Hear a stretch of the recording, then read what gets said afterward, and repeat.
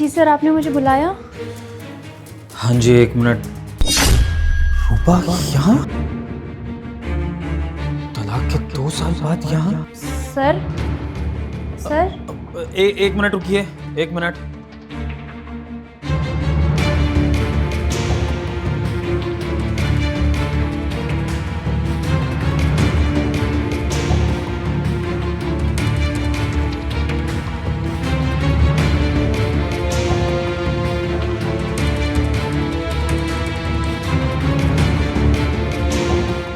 तो आप भी हैं हमारी कंपनी की नई सिक्योरिटी गार्ड? जी हाँ, मैं ही हूँ यहाँ की नई सिक्योरिटी गार्ड। तो ठीक है, आपकी सैलरी होगी अब 15,000 महीने की। जी सर, मुझे कोई भी दिक्कत नहीं है। ठीक है, फिर आप जा सकती हैं। रुकिए, आपसे ये पूछ रहा था कि ये आपके चेहरे पर निशान किस तरह के? सर डोंट वरी, ये चोट ना जल्दी ठीक हो जाएगी और ऐसी कोई मेजर बात नहीं है, आप टेंशन मत लीजिए।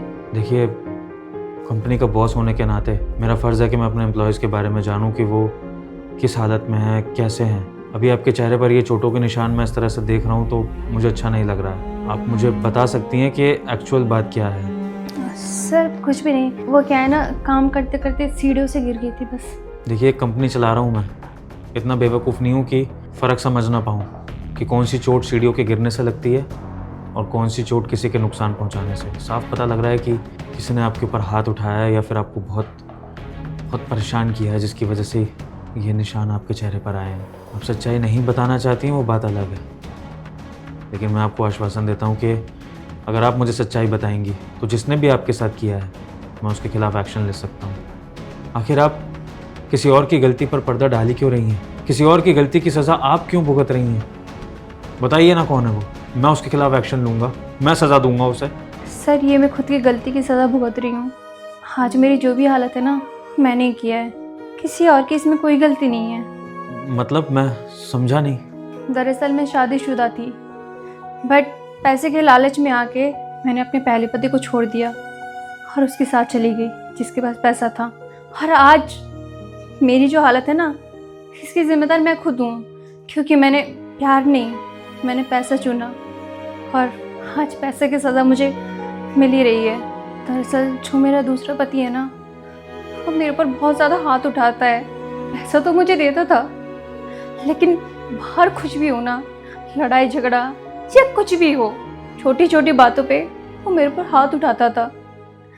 मैं बहुत ज़्यादा परेशान हो गई थी, लेकिन मैं कर भी क्या सकती थी, मेरी मर्जी थी ना, मैं ही उसके साथ भागी थी। और ये सब जो भी हो रहा है ना मेरे साथ, सही हो रहा है, क्योंकि मैंने किसी के साथ गलत किया, उसकी सज़ा मिल रही है मुझे। अच्छा, वैसे आपने अपने पहले पति को सिर्फ पैसों की वजह से छोड़ा था या फिर उसके अंदर और भी कमियां थी? कोई तो और बुराई होगी जिसकी वजह से आपने अपने पहले पति को छोड़ा होगा। नहीं, जो मेरे पहले पति थे ना, वो बहुत ज़्यादा अच्छे इंसान थे, मेरी केयर करते थे, मेरी इज्जत करते थे, मेरा ख्याल रखते थे। इवन उनके पास पैसे नहीं थे ना, फिर भी वो पूरी कोशिश करते थे कि मुझे खुश रखे।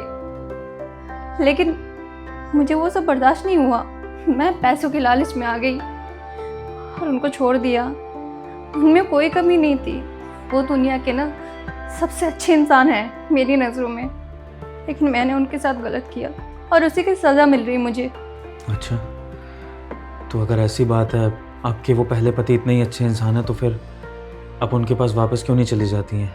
क्या पता वो आपको एक्सेप्ट कर ले। और अब तो आपने अपने दूसरे पति को छोड़ ही दिया है।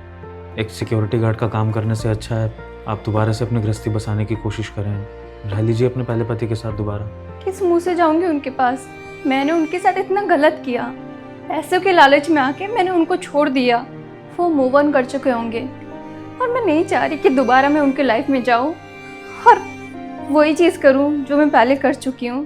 तो मैं यही चाहती हूं कि अगर कभी मुझे मौका मिला ना, मैं उनसे बस एक बार माफ़ी मांग लूं और शायद हो सकता है वो मुझे माफ़ कर दे, या हो सकता है वो मेरी शक्ल भी ना देखना चाहते हो, क्योंकि मैंने उनके साथ बहुत गलत किया। और वो मुझे जहाँ भी मिलेंगे ना कभी, मैं उनके पैरों में गिर के ना उनसे माफ़ी मांगूंगी। और अगर तुम्हारा वो पति तुम्हें माफ़ कर दे तो? हाँ, मैं वादा करती हूँ विभोर, मरते दम तक तुम्हारे साथ कभी नहीं छोड़ूंगी, चाहे कुछ भी हो जाए।